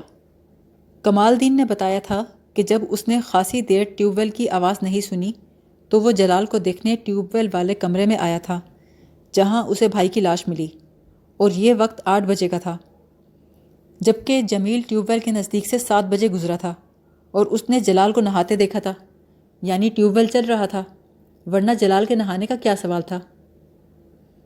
میں نے پوچھا، جیلے، کیا تمہیں یقین ہے وہ جلال ہی تھا جو ٹیوب ویل کی دھار کے نیچے بیٹھا تھا؟ آہو جی، مجھے یقین ہے۔ میں نے کہا، یہ بات تم اتنے وثوق سے کس طرح کہہ سکتے ہو؟ میں خود کئی بار ٹیوب ویل کی دھار میں غسل کر چکا ہوں۔ جب ٹیوب ویل کی دھار نہانے والے کے سر پر گرتی ہے تو پانی ایک غلاف کی طرح نہانے والے کو ڈھانپ لیتا ہے، پھر نہانے والے کا رخ بھی ٹیوب ویل والے کمرے کی طرف ہوتا ہے، یعنی دیکھنے والے صرف پشت کو ہی دیکھ سکتے ہیں، وہ بھی اس صورت میں اگر بہت قریب سے دیکھا جائے۔ تم نے پگڈنڈی سے گزرتے ہوئے کیسے پہچان لیا کہ نہانے والا شخص جلال ہی تھا؟ وہ ایک لمحے کو تذبذب کا شکار ہوا۔ اس کی گہری چمکدار آنکھوں میں الجھن سی نظر آئی۔ دوسرے ہی لمحے وہ پراعتماد لہجے میں بولا، ٹیوب ویل والے کمرے کی دیوار کے ساتھ بھائی جلال کے کپڑے پڑے دیکھے تھے میں نے۔ تو تم نے وہاں رک کر جلال کا انتظار نہیں کیا؟ نہیں جناب۔ یعنی اس وقت تمہاری جلال سے کوئی بات نہیں ہوئی؟ بات کیا کرنی تھی جی، کل رات ہی بھائی جلال نے کہہ دیا تھا کہ صبح لاہور جا کر ٹیوب ویل کا سامان لے آؤں۔ تو تم وہ سامان لاہور سے لے آئے ہو؟ جی ہاں جی۔ کیا لینے گئے تھے لاہور؟ موٹر کے پٹوں کی ایک جوڑی تھی جی، موٹر کے بش تھے اور کچھ دوسرا سامان تھا۔ میں نے صبح ٹیوب ویل والے کمرے میں نئے پٹوں کی جوڑی دیوار پہ ٹنگی دیکھی تھی۔ جیلا لاہور سے شام کو واپس آیا تو موٹر کے پٹے کی جوڑی پہلے سے کیسے لٹکی تھی؟ میں نے میز کی دراز سے تعویذ نکال کے اس کے سامنے رکھا۔ اس پہ نظر پڑتے ہی وہ چونک گیا۔ اس کی آنکھوں میں بے چینی نظر آئی۔ اس نے تعویذ میز سے اٹھانے کی کوشش کی۔ یہ میرا تعویذ ہے، آپ کے پاس کیسے آیا؟ میں نے اس کے سوال کو نظر انداز کرتے ہوئے سوال کیا، تم نے اسے کہاں رکھا تھا؟ یہ تو میرے گلے میں رہتا ہے جی، لیکن آج صبح جب میں اٹھا تو یہ غائب تھا۔ مجھے پہلے ہی دیر ہو چکی تھی، اس لیے تلاش نہیں کر سکا۔ تم جب رات کو سونے کے لیے لیٹے تو یہ تمہارے گلے میں موجود تھا؟ ہاں جی، موجود تھا۔ تم جس کمرے میں سوتے ہو وہاں اور کون کون سوتا ہے؟ میں اور بھائی کمال ایک ہی کمرے میں سوتے ہیں۔ پہلے بھائی کمال اور بھائی جلال دوسرے کمرے میں سوتے تھے، پھر جھگڑے کے بعد سے بھائی کمال نے میرے کمرے میں سونا شروع کر دیا۔ اس کیس کی کڑیاں ملنے کے ساتھ ہی میری الجھن میں اضافہ ہوتا جا رہا تھا۔ اب تک 3 مشکوک افراد سامنے آ چکے تھے۔ ایک اشرف عرف اچھو، جس کے پاس جلال کو قتل کرنے کا مثبوت جواز تھا، کیونکہ جلال نے ابھی تک زرینہ کو طلاق نہیں دی تھی، اور پھر وہ اپنے خاندان کی بے عزتی کا بدلہ لینے کے لیے بھی قتل کر سکتا تھا۔ اس کے بعد مقتول کے بھائی کمال اور جمیل تھے۔ دونوں نے ایسے بیان دیے تھے جس سے ایک دوسرے کی نفی ہوتی تھی۔ کمال کے مطابق ٹیوب ویل چلا نہیں تو وہ چیک کرنے گیا، جبکہ جمیل نے مقتول کو نہاتے ہوئے دیکھا۔ پھر جائے وقوعہ پر جمیل کے گلے کا تعویذ، اگر وہ تعویذ اس کے گلے سے کہیں گر گیا تھا تو ٹیوب ویل والے کمرے میں کیسے پہنچ گیا؟ تعویذ خود تو وہاں نہیں پہنچ سکتا تھا۔ اس بات کا امکان موجود تھا کہ کمال نے جمیل کا تعویذ اڑا لیا ہو اور اسے ٹیوب ویل والے کمرے میں جا کر گرا دیا۔ لیکن اس کے پیچھے ایک اور سوال تھا، کیا جلال کو کمال نے قتل کیا تھا؟ شاید اس لیے کہ جلال کی وجہ سے کمال کی پسند کی عورت اس کے ہاتھ سے نکل گئی تھی، اور اگر جلال فتویٰ لے کر نہ آ جاتا اور گاؤں کے مولوی کی بات مان لیتا تو آج زرینہ کمال کی بیوی ہوتی۔ کیا اس بات کے لیے کمال اپنے بڑے بھائی جلال کو قتل کر سکتا تھا؟ دوسری جانب جمیل کی ذات بھی مشکوک تھی۔ اس کا تعویذ جائے وقوعہ پر ملا تھا۔ اگر فرض کر لیا جاتا کہ کمال نے جمیل کا تعویذ رات کو چرا کر بڑے بھائی کو قتل کر کے تعویذ وہاں پھینک دیا تو اس سے یہ بات سامنے آتی تھی کہ کمال اس قتل کے کیس میں اپنے چھوٹے بھائی جمیل کو پھنسانا چاہتا ہے۔ مگر کیوں؟ ایسا کرنے میں اس کا کون سا مفاد تھا؟ میں نے سامنے بیٹھے ہوئے جمیل سے سوال کیا، تمہاری ماسی زینب کہاں رہتی ہے؟ کمال دین نے اپنے بیان میں ماسی زینب کا ذکر اکتائے ہوئے انداز میں کہا تھا کہ جیلے یعنی جمیل کو بگاڑنے میں ماسی زینب کا ہاتھ ہے۔ جمیل کے بگڑنے سے کمال کی نہ جانے کیا مراد تھی، مگر مجھے اس بات نے چونکایا تھا۔ جیلے نے جواب دیا، ماسی زینب وانڈو میں رہتی ہے۔ تمہارا وہاں آنا جانا لگا رہتا ہے؟ وہ بولا، آپ کو یہ بات کمال بھائی نے بتائی ہوگی۔ تم نے یہ اندازہ کس طرح لگا لیا؟ وہ بے پرواہی سے بولا، کوئی اور تو ایسی بات کر ہی نہیں سکتا۔ جانے کمال بھائی کو مجھ سے کیا دشمنی ہے، خواہ مخواہ پورے پنڈ میں ذرا سی بات کا ڈھنڈورا پیٹ دیا ہے۔ میں نے بے تکلفی سے پوچھا، وہ ذرا سی بات کیا ہے جیلے پہلوان؟ کمال کیوں تمہارے پیچھے پڑا ہوا ہے؟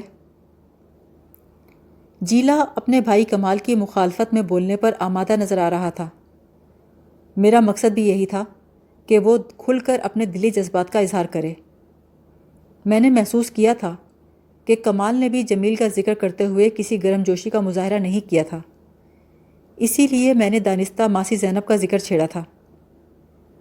وہ بولا، کوئی خاص بات نہیں ہے تھانے دار صاحب، آپ ہی بتائیں، پیار کرنا کوئی جرم تو نہیں ہے نا جی؟ میں نے پوچھا، کیا تم کسی کی محبت میں گرفتار ہو گئے ہو؟ وہ میرے سوال کو نظر انداز کرتے ہوئے بولا، اپنے گریبان میں کوئی نہیں جھانکتا جناب، خود تو زرینہ کے چکر میں خوار پھرتا ہے دن رات، اس کے نام کی مالا جپتا ہے اور چلا ہے ہم پہ پابندیاں لگانے۔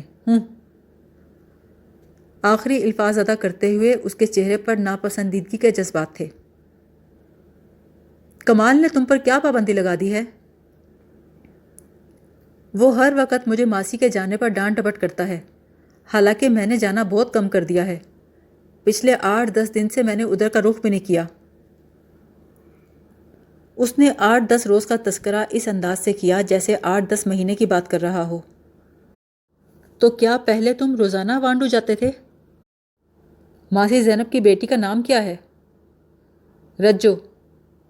اس کے منہ سے بے ساختہ نکلا۔ میں نے اچانک سوال کیا، تم لاہور سے ٹیوب ویل کا جو سامان خرید کر لائے ہو وہ کہاں ہے؟ میرے غیر متوقع سوال سے وہ گڑبڑا گیا، بولا، وہ تو جی گھر میں ہی رکھا ہے، میں نے گھر میں قدم رکھا ہی تھا کہ سپاہی مجھے لینے آ گئے۔ تم نے وہ سامان کس دکان سے خریدا؟ میرا مطلب ہے سامان کی کوئی رسید تو ہوگی تمہارے پاس؟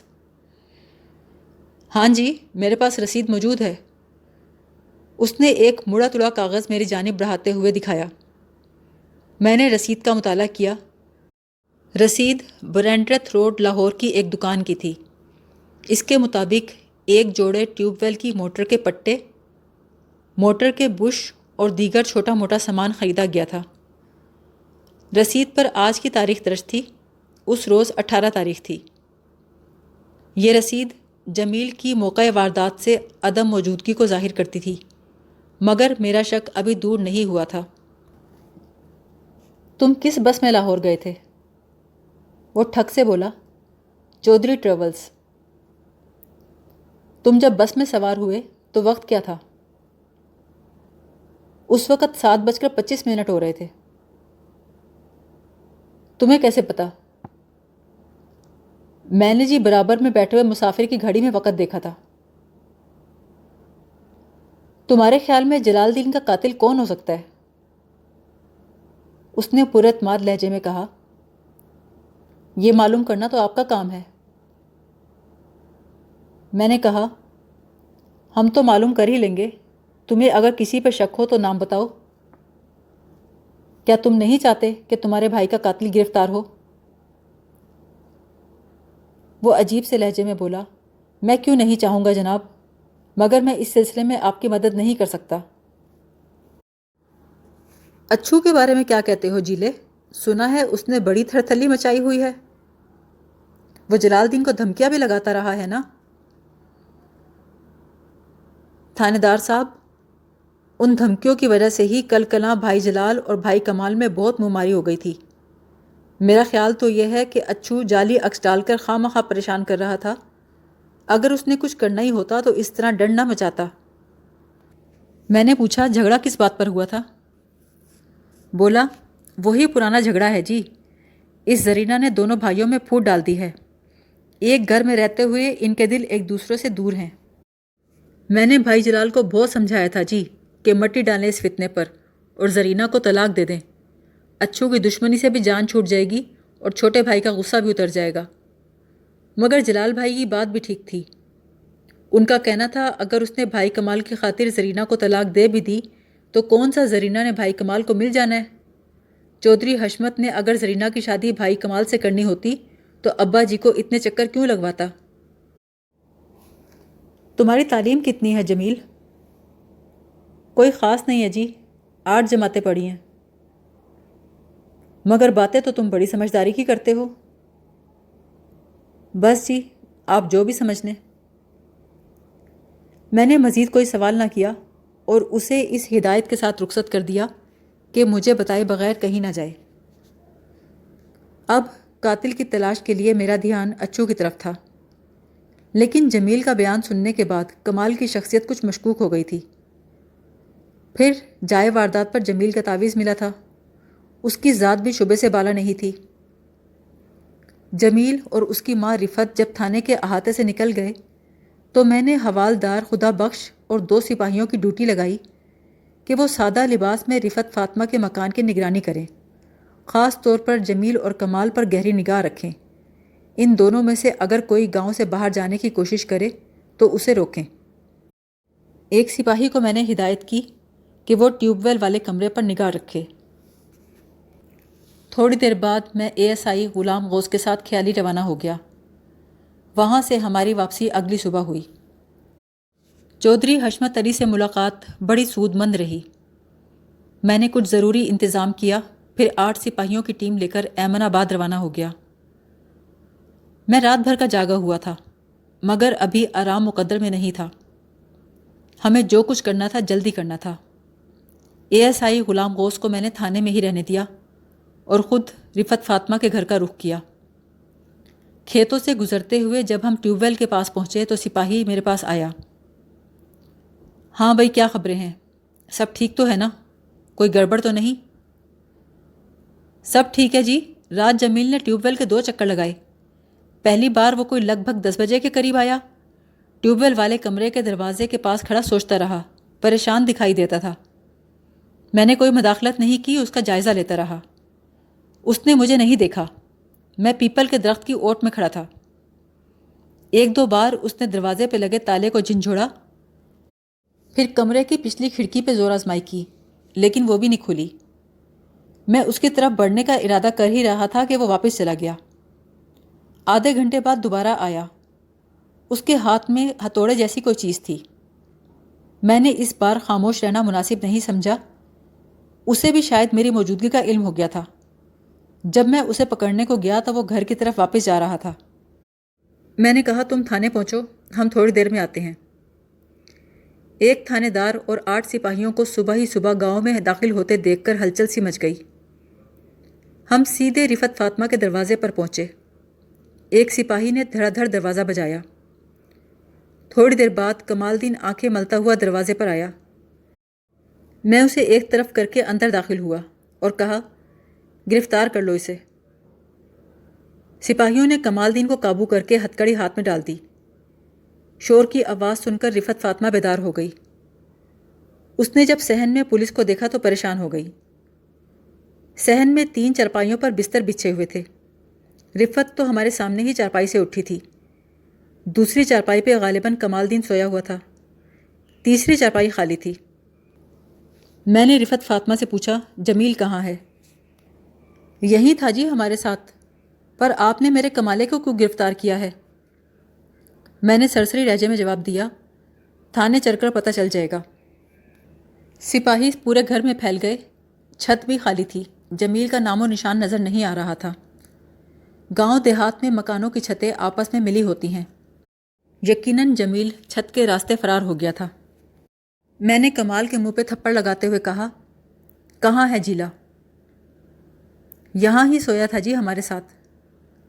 میں نے ایک اور تھپڑ لگایا۔ اوئے تم اتنے بے خبر سوتے ہو؟ جیلا تو ایک مرتبہ ٹیوب ویل کا چکر بھی لگایا، تمہیں خبر ہی نہیں ہے؟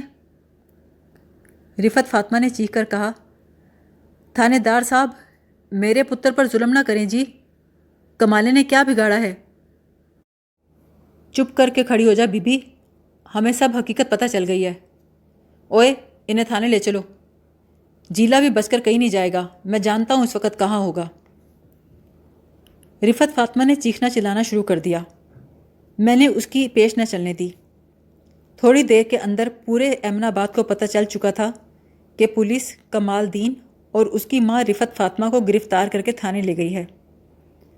تھانے پہنچ کر میں نے رفت فاطمہ اور کمال دین کو حوالات میں بند کر دیا۔ اس کے بعد میں نے 2 اہم کام کیے۔ ایک تو غلام غوث کو 2 سپاہیوں کے ہمراہ وانڈو روانہ کر دیا۔ مجھے یقین تھا کہ جیلا اس وقت ماسی زینب کے گھر مل جائے گا۔ ماسی زینب کے گھر کا پتہ میں نے چودھری حشمت علی کے خاندان سے لیا تھا۔ میں نے غلام غوث کو سختی سے ہدایت کی کہ وہ جمیل کو ہر صورت گرفتار کر کے تھانے لے آئیں۔ اگر وہ نہ ملے تو اس کی ماسی زینب اور اس کے میاں کو پکڑ لائے۔ دوسری طرف میں نے خدا بخش کو ٹیوب ویل والی دکان کی رسید دے کر بھیجا کہ تصدیق کرا کے لائے کہ جمیل نے وہ سامان خریدا بھی تھا یا نہیں۔ ان کاموں سے فارغ ہو کر میں نے کمال دین کو کمرے میں بلایا۔ میرے اشارے پر میرا ایک سپاہی حنیف سینڈو اس کے سر پہ آ کے کھڑا ہو گیا۔ حنیف پھیٹی لگانے کا ماہر تھا، اسی لیے ہم نے اس کا نام سینڈو رکھا ہوا تھا۔ میں نے کمال کو کڑی نگاہوں سے گھورتے ہوئے کہا وہ درانتی کہاں ہے جس سے تم نے بھائی کا گلا کاٹا ہے؟ وہ گڑ گڑا کے بولا میں نے کچھ نہیں کیا جناب، آپ کو غلط فہمی ہو گئی ہے۔ اوئے غلط فہمی کے گھوڑے، میں نے سینڈو کو نظروں ہی نظروں میں اشارہ کیا۔ سینڈو بتاؤ اس کو، ہمیں غلط فہمی کبھی نہیں ہوتی۔ سینڈو نے اس کی لترول شروع کر دی۔ کمال بری طرح بلبلا رہا تھا۔ تھانے دار صاحب جی میں نے قتل نہیں کیا، آپ رب دی قسم لے لیں۔ سگے بھائی سے انتقام لیتے ہو اور مدعا ستیلے بھائی پہ ڈالتے ہو۔ اوئے سینڈو اس کی ہڈی پسلی ایک کر دو، ابھی اس سے اعلیٰ قتل بھی برآمد کرانا ہے۔ سینڈو اسے ساتھ لے کر مخصوص کمرے میں چلا گیا۔ میں نے رفت فاطمہ کو بلوایا، اسے کرسی پہ بٹھا کر کہا اگر تم ساری عمر جیل میں سڑنے سے بچنا چاہتی ہو تو جو حقیقت ہے بتا دو، ہمیں تمہارے سارے کارناموں کی خبر ہو گئی ہے، اب تم جھوٹ بول کر اپنے لیے مشکلات پیدا کرو گی۔ وہ ترش لہجے میں بولی میں نے کوئی جھوٹ نہیں بولا جی، میرا جوان پتر قتل ہو گیا ہے اور ہمیں تھانے میں بند کر دیا ہے، رب سے ڈریں جی، اللہ کا انصاف بڑا سخت ہے۔ میں اس کی تقریر سے متاثر ہوئے بغیر بولا تم اللہ دتا کی دوسری بیوی ہو نا؟ رفت فاطمہ کے بارے میں ساری معلومات مجھے اللہ دتہ کی بہن رحمت بی بی اور بہنوئی چودھری حشمت نے بتائی تھی۔ اس نے چونک کر مجھے دیکھا۔ کس نے بتایا ہے جی آپ کو؟ میں نے اسے ڈانٹ کر کہا، ہمیں اور بھی بہت کچھ پتا ہے بچو۔ جمیل کے والد نے تمہیں طلاق کیوں دی تھی؟ ساڈا خاندانی جھگڑا تھا جی۔ اوئے، تمہارے خاندان کے بارے میں سب معلوم ہو گیا ہمیں۔ اللہ دتہ کی موت کیسے ہوئی تھی؟ وہ بولی، دل کا دورہ پڑا تھا ان کو، سارا پنڈ واقف ہے اس گل سے۔ اس کا اعتماد بالفاظ دیگر ڈھٹائی قابل دید تھی۔ میں نے زہر خند لہجے میں کہا، لیکن سارا پنڈ یہ نہیں جانتا کہ تم نے اسے کچلا بیڑا کھلا دیا تھا۔ وہ غصے سے لال پیلی ہوتے ہوئے بولی، یہ جھوٹا الزام ہے مجھ پر۔ یہ کہانی رحمت ست خسمی نے گھڑی ہے۔ وہ میری ازلی دشمن ہے۔ جلال اور کمال کو بھی ہر وقت بھرتی رہتی تھی۔ اب تو ٹھنڈ پڑ گئی ہوگی اس کے کلیجے میں۔ میرا سونا پتر لگا لیا۔ پھر وہ رحمت بی بی اور چودھری حشمت علی کی شان میں قصیدے پڑھنے لگی۔ میں حقیقت حال سے آگاہ ہو چکا تھا۔ قتل کمال یا جمیل میں سے کسی نے کیا تھا۔ اچھو کی ذات شک سے بالا تر تھی، کیونکہ جس وقت جلال کو قتل کیا گیا اس وقت اچھو اپنی حویلی میں تھا، اور اس بات کی گواہی اچھو کے گھر کے افراد کے علاوہ گاؤں کے چند معتبر لوگوں نے بھی دی تھی۔ اس دن اچھو کی کڑمائی کی رسم تھی۔ گاؤں کے بہت سے لوگ اس رسم میں شریک تھے، لہٰذا جائے واردات سے اس کی عدم موجودگی ثابت ہوتی تھی۔ رفت فاطمہ کے کوسنے کم ہوئے تو میں نے پوچھا، بی بی، زرینہ اور کلثوم کے کمرے کس طرح بدل گئے تھے؟ بات کا سیدھا جواب دینے کی بجائے وہ بولی، وہ ناس ماری میرے پیچھے پڑ گئی ہے رحمت بی بی۔ میں نے اسے جھڑکتے ہوئے کہا، اپنی بکواس بند کرو اور جو پوچھ رہا ہوں اس کا جواب دو۔ اس نے رونا شروع کر دیا۔ وہ بڑی کامیاب ایکٹنگ کر رہی تھی۔ اگر میں حقائق سے واقف نہ ہو چکا ہوتا تو اس کی اداکاری سے متاثر ہونا یقینی تھا۔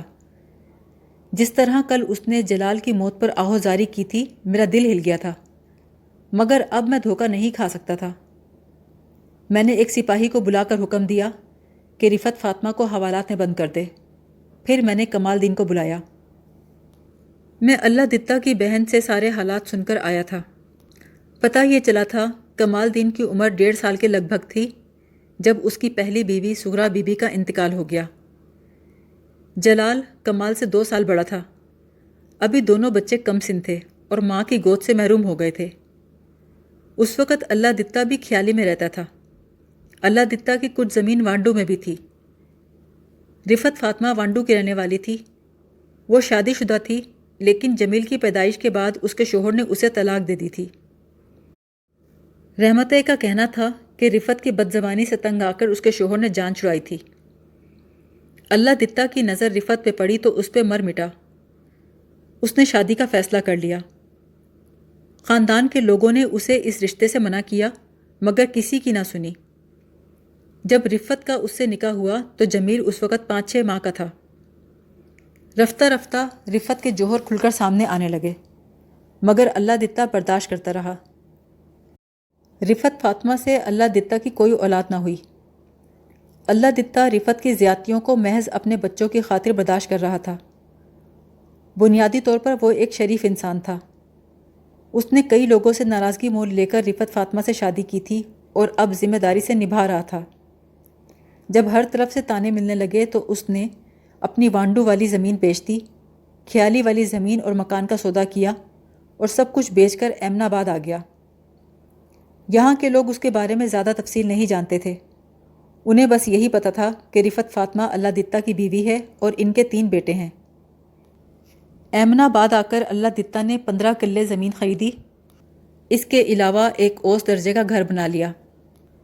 شروع میں زمینداری میں ہاتھ بٹانے کے لیے اس نے ملازم رکھے تھے، مگر جب اس کے بیٹے بڑے ہو گئے، خاص طور پر جلال تعلیم سے فارغ ہوا، تو اس نے ملازمین کو فارغ کر دیا اور باپ بیٹے مل کر خود زمین سنبھالنے لگے۔ البتہ کٹائی کے موقع پر کچھ لوگوں کو ٹھیکے پر کام دے دیا کرتے تھے۔ رفت فاطمہ کو یہ فکر تھی کہ اللہ دتہ سے اس کی اپنی کوئی اولاد نہیں تھی۔ پھر اللہ دتہ کا رویہ بھی اسے پریشان رکھتا تھا۔ اس نے محبت جتا جتا کر جلال اور کمال کو تو اپنا بنا لیا تھا، وہ اسی کے ہاتھوں میں پلے بڑے تھے، اس کی بہت عزت کرتے تھے۔ اگرچہ انہیں معلوم تھا کہ رفت فاطمہ ان کی ستیلی ماں ہے، مگر انہوں نے کبھی رفت فاطمہ سے ستیلے پن کا مظاہرہ نہیں کیا تھا۔ رفت فاطمہ جانتی تھی کہ اللہ دتہ کی آنکھیں بند ہوتے ہی اس کی مشکلات کا آغاز ہو جائے گا۔ جمیل کسی بھی طرح اللہ دتہ کے وارثوں میں شمار نہیں کیا جا سکتا تھا۔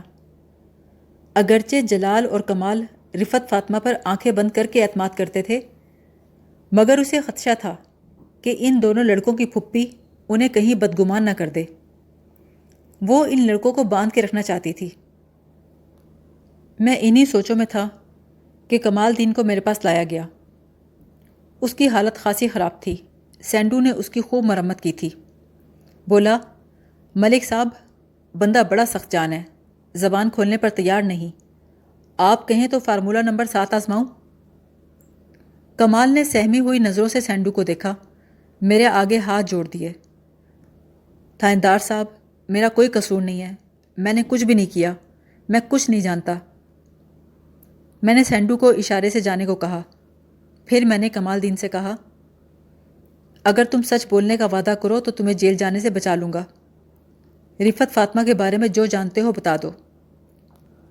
وہ ڈبڈبائی ہوئی آنکھوں سے مجھے دیکھتے ہوئے بولا، تھانے دار صاحب، میری ماں بہت اچھی عورت ہے جی، آپ کو خواہ شک ہو رہا ہے۔ رحمت بی بی نے ٹھیک کہا تھا۔ رفت فاطمہ کی دکھاوے کی محبت اپنا کام کر گئی تھی۔ اس نے انہیں مٹھی میں لے رکھا تھا۔ میں نے پوچھا، سنا ہے تمہارے والد کی موت دل کا دورہ پڑنے سے نہیں ہوئی، بلکہ رفت نے اسے کچلا کھلا دیا تھا؟ یہ جھوٹ ہے جناب، میری ماں ایسی نہیں ہے۔ مجھے غصہ آ گیا۔ میں نے اسے جھانپڑ رسید کرتے ہوئے غضبناک لہجے میں کہا، تم نے بتایا تھا جب خاصی دیر ٹیوب ویل چلنے کی آواز نہ آئی تو تم جلال کو دیکھنے گئے تھے، پھر وہ تمہیں کمرے میں مردہ ملا۔ جمیل کہتا ہے کہ اس نے جلال کو ٹیوب ویل کی دھار میں نہاتے دیکھا تھا۔ اب تو تمہیں پھانسی ہو کر رہے گی۔ وہ میرے قدموں میں گر گیا، زاروں قطار روتے ہوئے بولا، ملک صاحب، میں نے جلال کو قتل نہیں کیا، آپ کو رب کا واسطہ ہے جی، میری بات کا یقین کر لیں، میں آپ کو کیسے یقین دلاؤں؟ ابھی تھوڑی دیر میں جیلا آنے والا ہے، پھر آمنے سامنے بات ہوگی، تم میں سے کون سچا ہے کون جھوٹا، اس کا فیصلہ بھی ہو جائے گا، قتل تم میں سے ہی کسی نے کیا ہے۔ میں نے نہیں کیا جناب۔ تو پھر جیلے نے کیا ہے؟ جیلا بھی ایسا نہیں کر سکتا جی۔ تم ایک نمبر کے گدھے ہو کمال، جس ماں کی محبت پہ تمہیں ناز ہے اس کی اصلیت سے واقف نہیں ہو۔ وہ تمہارے باپ کی چھوڑی ہوئی زمین جائیداد پہ قبضہ کرنا چاہتی ہے۔ جیلا تو جلال کو قتل کر سکتا ہے نا؟ وہ روتے ہوئے بولا، جیلا ایسے کیسے کر سکتا ہے جی؟ ایسے جیسے تم کر سکتے ہو۔ آپ کی سمجھ میں کیوں نہیں آتا جی؟ میں اپنے بھائی کا قتل کیسے کر سکتا ہوں؟ اس سے مجھے کیا فائدہ پہنچ سکتا ہے؟ میں نے اسے ایک ٹھڈا رسید کیا اور بولا، انتقام کی آگ ٹھنڈی کر کے جو سکون ملتا ہے وہ بڑے سے بڑے فائدے سے بھی زیادہ ہوتا ہے۔ چل اٹھ کر کھڑا ہو جا، بے شرم، ایک عورت کے لیے تو نے اپنے ماں جائے کی جان لے لی۔ اس کی آنکھوں سے ٹپ ٹپ آنسو گر رہے تھے۔ وہ منہ سے کچھ نہیں بولا، خاموشی سے اٹھ کے کھڑا ہو گیا۔ میں نے آہستہ سے کہا، میں تمہیں سوچنے کا آخری موقع دے رہا ہوں، 1 گھنٹے کے بعد پھر بلاؤں گا، اچھی طرح غور کر لو، اگر سچ بولنے کا فیصلہ کر لیا تو تمہاری سزا میں کچھ رعایت ہو سکتی ہے۔ ایک سپاہی کمال کو اپنے ساتھ لے گیا۔ اچھی خاصی مار کھانے کے باوجود کمال نے زبان نہیں کھولی۔ کبھی کبھی مجھے خیال آنے لگتا کہ کمال کا اس قتل سے کوئی تعلق نہیں، وہ جو کہہ رہا تھا سچ کہہ رہا تھا، مگر ہم فرائض کے ہاتھوں مجبور ہوتے ہیں، کسی بھی مشکوک بندے کو نظر انداز نہیں کر سکتے، اور کمال تو زرینہ کے چھن جانے کی وجہ سے خار کھائے بیٹھا تھا۔ 80% قتل عورتوں کی وجہ سے ہوتے ہیں، اسی لیے کمال کی ذات شک و شبے سے بالا نہیں تھی۔ رفت بی بی نے مجھے بتایا تھا کہ جب اللہ دتہ نے اپنے لڑکوں کے لیے رشتوں کی بات شروع کی تھی تو رفت کو بہت برا لگا تھا۔ اسے لگتا تھا کہ اگر جلال اور کمال کی شادیاں زرینہ اور کلثوم سے ہو جائیں گی تو مشکل کھڑی ہو جائے گی، یہی لڑکے تو اس کے ہاتھ میں تھے۔ اسے یہ اندیشہ تھا کہ رحمت بی بی اور چودھری حشمت علی آہستہ آہستہ بچوں کو اپنا بنا لیں گے، پھر رفت کے پاس کچھ نہیں بچے گا۔ چنانچہ اس نے اپنے شوہر پہ زور دیا کہ جلال کی شادی اس کی اپنی بھانجی رضیہ عرف رجو سے کر دی جائے، مگر اللہ دتہ نے اس تجویز کو رد کر دیا۔ رحمت بی بی کا کہنا تھا کہ رفت کو اپنی ناکامی کا بہت غصہ تھا۔ جب اس کی کوئی چال کامیاب نہ ہوئی تو اس نے چودھری حشمت علی کی عزت اچھالنے سے گریز نہیں کیا اور دلہنوں کے کمرے بدلنے کی شرمناک حرکت کر ڈالی، اور بعد ازاں اللہ دتہ کو کچلا کھلا کر اس کی جان لے لی تاکہ نہ رہے بانس نہ بجے بانسری۔ مگر ہم پولیس والوں کی تفتیش کا اپنا طریقہ ہوتا ہے۔ ہم سنی سنائی باتوں پر بظاہر کان دھرتے ہیں مگر یقین نہیں کرتے۔ ہم اپنے انداز سے تسلی کرتے ہیں۔ تھوڑی دیر بعد ASI غلام غوث جمیل کو گرفتار کر کے لے آیا۔ اس کے ساتھ وہ جمیل کی ماسی زینب اور اس کا شوہر نیاز علی بھی تھے۔ ASI بولا، ملک صاحب آپ کا اندازہ بالکل ٹھیک تھا۔ جیلا سیدھا اپنی ماسی کے پاس پہنچا تھا، لیکن ہم اس سے پہلے ہی پہنچ چکے تھے۔ جیسے یہ گھر میں داخل ہوا ہم نے اسے پکڑ لیا۔ میں نے جیلے کے منہ پر ایک زناٹے دار تھپڑ مارا اور گرج کر کہا، کہاں ہے وہ درانتی جسے تم نے جلال کا نرخڑا کاٹا؟ وہ معصومیت سے بولا، جناب آپ کیا کہہ رہے ہیں؟ میں بھائی جلال کا قتل کیوں کروں گا؟ بکواس بند کر اوئے، یہ تیری خالہ کا ویڑا نہیں ہے، تھانہ ہے۔ یہاں آ کر تو پتھر بھی بولنے لگتے ہیں۔ تم نے جلال کو قتل کیا ہے، ہمیں سب پتہ چل گیا ہے۔ نہیں جناب، آپ کو کسی نے غلط بتایا ہے۔ اوئے غلط کے بچے، جھوٹ بولتا ہے۔ میں نے ایک چانٹا اس کے بائیں گال پہ جڑ دیا۔ اور تم کیا سمجھتے ہو ہم تمہاری بات کا یقین کر لیں گے؟ میں سچ کہہ رہا ہوں تھانے دار صاحب جی، آپ کو کسی نے میرے خلاف بھڑکا دیا ہے۔ اچھا، کیا یہ سچ ہے؟ تم ٹیوب ویل کا سامان لینے لاہور گئے تھے؟ ہاں جی، میں نے تو آپ کو سامان کی رسید بھی دے دی تھی۔ تم نے بتایا کل صبح تم نے جلال کو ٹیوب ویل کے نیچے نہاتے دیکھا تھا۔ ہاں جی دیکھا تھا۔ تم اور کمال ایک ہی کمرے میں سوتے ہو؟ ہاں جی، ساتھ ہی سوتے ہیں۔ آج کل اتنی گرمی پڑ رہی ہے، پورا پنڈ چھتوں پر سوتا ہے یا صحن میں سوتا ہے؟ تم دونوں بھائی کمرے میں کیوں سوتے ہو؟ گزشتہ رات تم تینوں ماں بیٹے صحن میں سوئے تھے۔ میں نے صحن میں 3 چارپائیاں دیکھی تھیں۔ ہمارے گھر میں داخل ہونے سے پہلے ہی تم فرار ہو گئے۔ تم تو صبح دیر تک سونے کے عادی ہو، پھر کیسے نکل کے چلے گئے تھے؟ اس کے چہرے پر پریشانی نمودار ہو گئی۔ بولا، وہ جی میری آنکھ جلدی کھل گئی تھی۔ میں رفع حاجت کے لیے کھیتوں میں گیا، پھر سوچا چلو ایک چکر وانڈو کا بھی لگا لوں، ورنہ کمال بھائی تو مجھے جانے نہیں دیتے۔ مجھے گھمن گھمیریوں میں نہ ڈالو، تم کوئی جن کی اولاد ہو کہ گھر سے نکل بھی گئے اور دروازہ اندر سے بند بھی رہا۔ میں سچ کہہ رہا ہوں تھانے دار صاحب۔ سینڈو، یہ ایسے نہیں مانے گا، اس کی ذرا چھترول کر کے میرے پاس لے کر آؤ۔ سینڈو جمیل کو لے کر ڈرائنگ روم چلا گیا۔ کچھ دیر کے بعد آیا تو جمیل خاصا نرم دکھائی دے رہا تھا۔ سینڈو نے اس کی خوب آؤ بھگت کی تھی۔ جمیل گردن چکا کے کھڑا ہو گیا۔ میں نے جمیل سے پوچھا، تم کتنے بجے برینڈرت والی دکان پر پہنچے تھے؟ وہ کمزور آواز میں بولا، میں چودھری ٹریولز کی بس میں لاہور گیا تھا جی، 9 بجے پہنچ گیا تھا۔ میں نے جھڑک کر کہا، جو پوچھا ہے اس کا جواب دو۔ تم صبح 9 بجے گئے تھے، تمہیں کل دوپہر 11 بجے لاہور سے واپس آنا تھا، پھر شام تک کہاں رہے؟ میں بادشاہی مسجد دیکھنے چلا گیا تھا۔ بادشاہی مسجد دیکھنے میں اتنا وقت نہیں لگتا، اور کہاں کہاں گئے تھے تم؟ وہ جی بس وہیں دیر ہو گئی تھی۔ ٹیوب ویل کا سامان تم نے کہاں رکھا ہے؟ ٹیوب ویل والے کمرے میں رکھا ہے جی۔ میرا مطلب ہے ٹیوب ویل کا سارا سامان تو ٹیوب ویل کے کمرے میں ہی ہوتا ہے، مگر کل نہیں میں نے رکھا۔ اچھا بچو، حالانکہ کل رات تم نے 2 چکر بھی لگائے تھے۔ میں نے جان بوجھ کر بات ادھوری چھوڑ دی تھی۔ وہ بولا، وہ جی میرے پیٹ میں گڑبڑ تھی، اس لیے 2 بار کھیتوں کی طرف گیا تھا۔ یعنی سامان ابھی گھر میں ہی رکھا ہے؟ تو چلو ذرا ہمارے ساتھ چلو، تمہاری بات کی تصدیق کر لیتے ہیں۔ میں نے 2 سپاہیوں کو ساتھ لیا، جیلے کی ہتھکڑی کی زنجیر تھامی اور رفت فاطمہ کے گھر پہنچ گئے۔ ہم مختلف کمروں میں گھومتے پھرتے دیکھتے رہے۔ جیلا بولا، میں نے کل ادھر ہی رکھا تھا سامان جی، پتہ نہیں کدھر چلا گیا۔ مجھے غصہ آنے لگا تھا۔ میں نے اسے کہا، سیدھی طرح بتا ورنہ چمڑی ادھیڑ دوں گا، بتا کس جگہ رکھا تھا تو نے سامان۔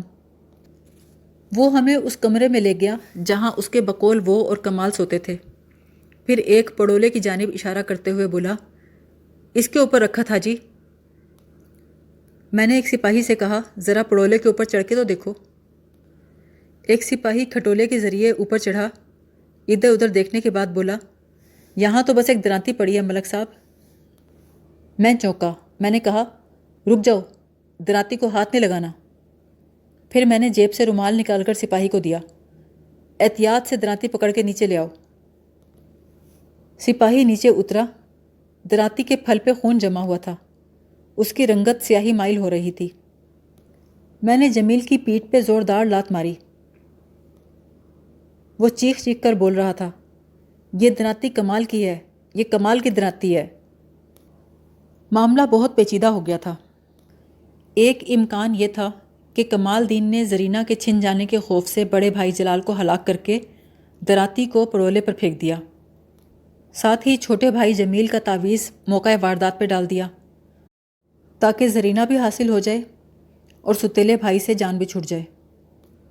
دوسرا امکان یہ نظر آتا تھا کہ جمیل عرف جیلے نے زمین و جائیداد کے حصول کی خاطر جلال دین کا قصہ پار کر کے آلہ قتل کو کمال کے کمرے میں چھپا دیا تاکہ شک کمال پہ جائے، کیونکہ اگر کمال کو اپنے بھائی کے قتل کے الزام میں پھانسی ہو جاتی تو اللہ دتا کی ساری زمین جائیداد کی وارث صرف رفت فاطمہ قرار پاتی اور ہر چیز پر جمیل کا قبضہ ہو جاتا۔ بہرحال قتل ان دونوں میں سے کسی ایک نے کیا تھا۔ میں نے جیلے کی ماسی زینب اور اس کے شوہر نیاز علی کو کمرے میں بلا لیا۔ زینب شکل سے ہی ایک چلاک عیار عورت دکھائی دیتی تھی۔ ابھی میں نے پوچھ گچھ کا آغاز نہیں کیا تھا کہ میرا حوالدار خدا بخش کمرے میں داخل ہوا۔ دن کا 1 بج رہا تھا۔ اس کے چہرے پر جوش سا تھا۔ اس نے کہا، ملک صاحب، مسئلہ ہی حل ہو گیا ہے۔ میں نے آج صبح اسے لاہور بھیجا تھا۔ میں نے پوچھا، کیا خبر لائے ہو خدا بخش؟ تمہیں دکان آسانی سے تو مل گئی ہوگی؟ دکان بھی مل گئی تھی جی، اور دکاندار بھی۔ ملک صاحب، جیلے کو فوراً گرفتار کر لیں۔ اس نے اپنی جیب سے کچھ کاغذات نکال کے میری جانب بڑھا دیے۔ میں نے معائنہ کیا۔ ایک تو وہی ٹیوب ویل کے سامان کی رسید تھی، دوسرا کاغذ اسی رسید کی کاربن کاپی تھا۔ رسید بک میں سے جب کوئی رسید کاٹ کر دی جاتی ہے تو اس کی کاربن کاپی رسید والی کتاب کے اندر ہی رہ جاتی ہے۔ جب میں نے تاریخ پر نظر ڈالی تو حیران رہ گیا۔ اصلی رسید پر 18 تاریخ درج تھی، مگر حیران کن بات یہ تھی کہ اسی رسید کی کاربن کاپی پر 10 تاریخ درج تھی۔ صاف ظاہر تھا کہ 10 کے ہندسے کو 18 بنایا گیا ہے۔ کیونکہ جلال کا قتل 18 تاریخ کو ہوا، لہٰذا رسید پر لکھے ہوئے 10 کو 18 میں تبدیل کر کے اپنے آپ کو موقع واردات سے عدم موجودگی کا ثبوت فراہم کرنا تھا۔ 10 کے صفر کو 8 میں تبدیل کرنا نہایت آسان کام تھا، کوئی بھی اناڑی کر سکتا تھا۔ یقیناً یہ کام جمیل جیسے اناڑی کا تھا۔ میں نے کہا، خدا بخش، دکاندار نے کیا کہا؟ ملک صاحب، اس نے 10 تاریخ میں اس سامان کی خریداری کی تصدیق کی ہے۔ اچھا، جمیل کو لے کر آؤ۔ رسیدیں دیکھنے کے بعد جمیل کے چہرے کا رنگ اڑ گیا۔ بولا، یہ رسید مجھے پھانسنے کے لیے۔ خدا بخش نے اس کی گردن پہ 2 ہتھڑ رسید کرتے ہوئے کہا، اوے بکواس کرتے ہو، ایک تو ہی سچا ہے، تیرے سارے مامے جھوٹ بولتے ہیں۔ سینڈو، لے جاؤ اسے، اگر ٹھیک ٹھیک بات نہ کرے تو چھت سے لٹکا دو، اس سے اقبال جرم کروانا ہے۔ جمیل نے رونا پیٹنا شروع کر دیا۔ میں نے نیاز علی سے کہا، کیا جمیل تمہارے گھر پہ تھا؟ وہ بولا، میں تو جی پورا دن کولو پر ہوتا ہوں، اگر یہ آیا ہوگا تو مجھے نہیں پتا، میں نے اسے نہیں دیکھا۔ میں نے جمیل کی خالہ سے پوچھا، سنا ہے جمیل تمہارے گھر کے بہت پھیرے لگاتا ہے؟ وہ کرارے آواز میں بولی، پھیرے کیوں نہیں لگائے گا جی، میرا بھانجا ہے، ماسی کے گھر میں آنا جانا جرم ہے؟ وہ الٹا مجھ سے سوال کر رہی تھی۔ اس کا شوہر بولا، میں نے تمہیں منع کیا تھا اس بدماش کو زیادہ سر نہ چڑھاؤ، اس کا چال چلن مجھے مشکوک لگتا تھا، مجھے پتہ تھا ہمیں اپنے ساتھ کسی مصیبت میں پھنسا دے گا۔ وہ چیخ کر بولی، مصیبت میں پھنسے ہمارے دشمن، ہم نے کسی کی دی بہن نکالی ہے جو ڈرتے پھریں؟ میں نے کہا، قتل کرنا کسی کی دھی بہن نکالنے سے زیادہ سنگین جرم ہے، تمہارے لاڈلے بھانجے نے جلال الدین کا خون کیا ہے۔ نیاز علی خوفزدہ ہو کر بولا، جلال الدین کا خون جیلے نے؟ دیکھ لیا تو نے، میں اسی دن کے لیے کہتا تھا۔ وہ بولی، چپ رہ نیاجے، مجھے بات کرنے دے۔ تھانے دار صاحب، آپ میرے معصوم بھانجے پہ ظلم کر رہے ہیں، میں اوپر تک جاؤں گی۔ میں نے غصے سے کہا، بک بک بند کر بی بی، اوپر تو اب میں تم لوگوں کو پہنچا کر چھوڑوں گا۔ وہ ترکی بترکی بولی، آپ ہمارا کیا بگاڑ لیں گے، ہم نے چوڑیاں نہیں پہن رکھی۔ وہ میری توقع سے زیادہ تیز تھی۔ میں نے ایک سپاہی کو بلا کر کہا، اس نے چوڑیاں نہیں پہنی، ذرا اس کو آہنی کڑے تو پہنا دو۔ سپاہی اسے ہتھ کڑی پہنانے لگا تو اس نے ہنگامہ کھڑا کر دیا، مجبوراً ہتھ کڑی کے بغیر ہی اسے حوالات میں بند کرنا پڑا۔ میرے استفسار پر نیاز علی نے اپنا بیان لکھوایا۔ وہ ذات کا تیلی تھا اور زینب سے شادی کر کے پچھتا رہا تھا۔ اس کے 3 بچے تھے، سب سے بڑی بیٹی رضیہ عرف رجو تھی۔ نیاز علی جمیل کو پسند نہیں کرتا تھا، مگر جمیل کو اس کی بیوی کی حمایت حاصل تھی، لہٰذا وہ اس کی غیر موجودگی میں آنے جانے لگا تھا۔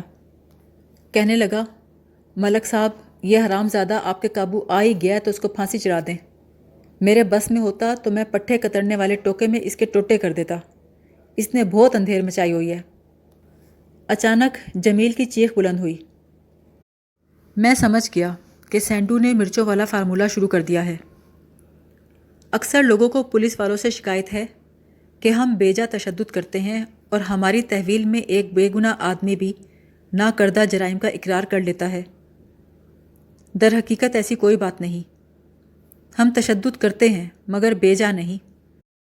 بعض اوقات ہم مجبور ہوتے ہیں۔ عیار قسم کے مجرم، ڈاکو، لٹیرے اور قاتل اتنے شریف نہیں ہوتے کہ جب ان سے پوچھا جائے کہ جرم تم نے کیا ہے تو جواب دے کہ ہاں جناب، غلطی ہم سے سرزد ہو گئی ہے، آپ غلطی سمجھ کے درگزر کر دیں، آئندہ شکایت کا موقع نہیں دیں گے۔ مجرموں سے پوچھ گچھ کرنے کے لیے اور حقیقت اگلوانے کے لیے ہمیں کئی طرح کے ہتھ کنڈے استعمال کرنا پڑتے ہیں، البتہ وہ افراد جو صرف مشکوک ہوں اور ان کے مجرم ہونے کا ہمیں یقین نہ ہو، لیکن وہ جرم کے پس منظر پر روشنی ڈالنے کے لیے مفید ثابت ہو سکتے ہوں، تو ایسے لوگوں کی توازن ہم لاتوں گھوسوں سے کرتے ہیں۔ اسے آپ تشدد کا نام نہیں دے سکتے۔ ہاں، کبھی کبھار اندازے کی غلطی کا کوئی شکار ہو جائے تو اور بات ہے۔ کچھ دیر کے بعد حوالدار خدا بخش میرے کمرے میں آیا۔ ملک صاحب، جیلے کی چیں بول گئی ہے، وہ اپنا بیان لکھوانے پہ تیار ہو گیا ہے۔ میں نے جا کر دیکھا، اس کی ٹھیک ٹھاک دھلائی ہو چکی تھی، اس نے اپنے جرم کا اقبال کر لیا تھا۔ میں یہاں اس کا خلاصہ پیش کرتا ہوں۔ جمیل کی ماسی زینب نے جمیل کو رضیہ عرف رجو کے ذریعے خوبصورت جال میں جکڑ رکھا تھا۔ اس نے جمیل سے اپنی بیٹی کی شادی کرنے کا وعدہ کر رکھا تھا۔ یہ سال پہلے کی بات تھی، جب سے جمیل اپنی ماسی کے وعدے پر آس لگائے بیٹھا تھا۔ پھر جمیل کے ستیلے بھائیوں کی شادیاں ہو گئیں جو بعد ازاں ناکام ہوئیں۔ در پردہ رفت فاطمہ اور زینب دونوں جلال کی شادی رضیہ عرف رجو سے کرنا چاہتی تھیں، مگر اللہ دتہ نے ان کی امیدوں پہ پانی پھیر دیا۔ دونوں بہنوں نے خفیہ طور پہ محاذ بنا لیا۔ زینب دوہری چال چل رہی تھی۔ ایک طرف تو وہ اپنی بہن رفت فاطمہ کو اللہ دتہ اور اس کے بیٹوں کے خلاف استعمال کر رہی تھی، دوسری جانب وہ جمیل کو قابو کر رہی تھی۔ زرینہ اور کلثوم کے کمرے بدلنے والی اسکیم زینب کی تیار کردہ تھی، جس میں رفت فاطمہ نے اس کا پورا ساتھ دیا تھا۔ اس طرح وہ اللہ دتہ سے اس بے عزتی کا بدلہ بھی لے رہی تھی جو اللہ دتہ نے اس کی بیٹی رجو کا رشتہ ٹھکرا کر کی تھی۔ اللہ دتہ کی بہن رحمت بی بی نے کئی موقعوں پر اپنے بھتیجوں جلال اور کمال کو ان کی ستیلی ماں کی اصلیت دکھانے کی کوشش کی، مگر ان کی آنکھوں پر رفعت فاطمہ کی محبت کی پٹی بندھی ہوئی تھی، وہ اس کے حقیقی روپ کو نہیں دیکھ سکتے تھے۔ جب جمیل نے رضیہ سے شادی کا تقاضا شروع کیا تو زینب نے ایک اور چال چلی۔ اس نے جمیل کو طعنے دینے شروع کیے کہ اس کے پاس اپنا کیا ہے، سب کچھ جلال اور کمال کا ہے، وہ اپنی بیٹی کا ہاتھ اس کے ہاتھ میں کیسے تھما دے؟ جمیل نے کہا تو وہ اس سلسلے میں کیا کرے؟ تو زینب نے بڑے رازدارانہ انداز میں جلال کے قتل کی بات اس کے کان میں ڈال دی۔ سب جانتے تھے کمال اپنے بڑے بھائی جلال سے بری طرح ناراض ہے، اگر جلال کا قتل ہوا تو پہلا شک کمال پہ جائے گا، اس طرح ایک بھائی قتل ہو جاتا اور دوسرے کو پھانسی ہو جاتی۔ جمیل نے اپنی ماں سے ماسی کی فرمائش کا تذکرہ کیا تو اس نے بھی زینب کے منصوبے کی تائید کر دی۔ یہ منصوبہ دونوں بہنوں کا مشترکہ تھا۔ زمین و جائیداد کی حرص و حوث کتنی عجیب چیز ہے۔ ماں اپنے بیٹے کو قتل جیسے سنگین جرم کی اجازت دینے کو تیار ہو گئی۔ اس کے بعد کی کہانی بہت سیدھی سادی ہے۔ ٹیوب ویل کے کمرے کی چابی جلال کے پاس تھی۔ کھیتوں سے واپسی پر وہ خود اپنے ہاتھ سے کمرے کو تالا لگاتا تھا، مگر اس روز دن میں کسی وقت جا کر جمیل نے کمرے کی کھڑکی کی کنڈی توڑ دی تھی اور دونوں پٹ آپس میں ملا دیے تھے کہ وہ بند نظر آئی۔ واقعے کی صبح رفعت فاطمہ نے جلال اور کمال کے اٹھنے سے پہلے جمیل کو جگا دیا۔ وہ کھڑکی کے راستے پہلے ہی ٹیوب ویل والے کمرے میں پہنچ گیا۔ اس نے اپنے ہاتھ میں ایک رینچ تھام رکھا تھا اور جلال کا انتظار کر رہا تھا۔ جیسے ہی جلال دروازہ کھول کر اندر داخل ہوا، جمیل نے رینچ کا وار اس کے سر پہ کیا۔ جلال اس ناگہانی افتاد کے بارے میں سوچ بھی نہیں سکتا تھا، پٹ سے زمین پہ گرا۔ پھر جمیل نے کمال کی دناتی سے اس کا گلا کاٹ دیا اور دناتی کو واپس کمال کے کمرے میں لے جا کر پڑولے پہ ڈال دیا۔ اسی لیے جب ہم تلاشی لے رہے تھے تو اس نے ہمیں سامان کے لیے پڑولے کی طرف متوجہ کروایا۔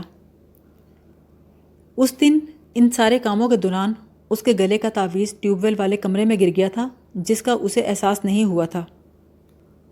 موقع واردات سے اپنی عدم موجودگی ثابت کرنے کے لیے اس نے ایک مضبوط ثبوت تیار کر لیا تھا۔ خریدے ہوئے سامان کی رسید پر 10 تاریخ درج تھی، اس نے اسے 18 تاریخ بنا دیا تھا۔ لیکن اسے ایک بات کی پریشانی تھی، وہ بیان دے چکا تھا کہ ٹیوب ویل کا سامان اس نے گھر میں رکھا ہے، لہٰذا اب ضرورت اس بات کی تھی کہ رسید میں جو سامان لکھا ہے وہ کسی نہ کسی طرح ٹیوب ویل والے کمرے سے نکال کر گھر میں پہنچایا جائے۔ اس سلسلے میں وہ 2-3 بار وہاں منڈلایا، لیکن اسے کامیابی نہیں ملی کیونکہ میں نے ایک سپاہی کی ڈیوٹی لگا رکھی تھی۔ صبح جب اس نے پولیس کو دروازے پہ دیکھا تو حواس باختہ ہو کر چھت کے راستے فرار ہو گیا۔ کیس اپنی جگہ مکمل تھا۔ میں نے ضروری کارروائی کر کے دوسرے روز عدالت میں چالان پیش کر دیا۔ کمال دین کو تو میں نے اسی وقت چھوڑ دیا، البتہ رفعت فاطمہ اور زینب کو جمیل کے ساتھ ہی عدالت لے گیا۔ یہ مقدمہ 2.5 سال تک سیشن کورٹ میں چلتا رہا۔ پھر عدالت نے جمیل عرف جیلے کو عمر قید کی سزا سنا دی۔ رفعت فاطمہ اور زینب کو شریک جرم کی حیثیت سے 2 سال قید کی سزا ہوئی۔ اس واقعے کے کوئی سال بعد ایک روز اچانک کمال دین کو میں نے تھانے میں دیکھا۔ اسے دیکھ کر میں حیران رہ گیا، میں تو اسے بھول چکا تھا۔ اس کی آمد کی غرض پوچھی تو مسکرا کر بولا، ملک صاحب، آنے والے چاند کی 14 تاریخ کو میری شادی ہے، میں آپ کو شرکت کی دعوت دینے آیا ہوں۔ تمہاری شادی؟ جی ہاں ملک صاحب، میری شادی ہو رہی ہے۔ کس سے ہو رہی ہے تمہاری شادی؟ زرینہ سے۔ چودھری پھپھا نے ضد چھوڑ دی ہے اور بھا جلال کی بیوہ سے میرا نکاح کرنے پہ تیار ہو گئے ہیں۔ کلثوم بیچاری تو 8 ماہ پہلے ہیضے کا شکار ہو کے مر گئی۔ آپ ضرور آئیے گا ملک صاحب، میں آپ کا انتظار کروں گا۔ مجھے افسوس ہے کہ میں کمال کی شادی میں شرکت نہیں کر سکا، کیونکہ اسی ہفتے میری پوسٹنگ ضلع جھنگ کے ایک تھانے میں ہو گئی تھی۔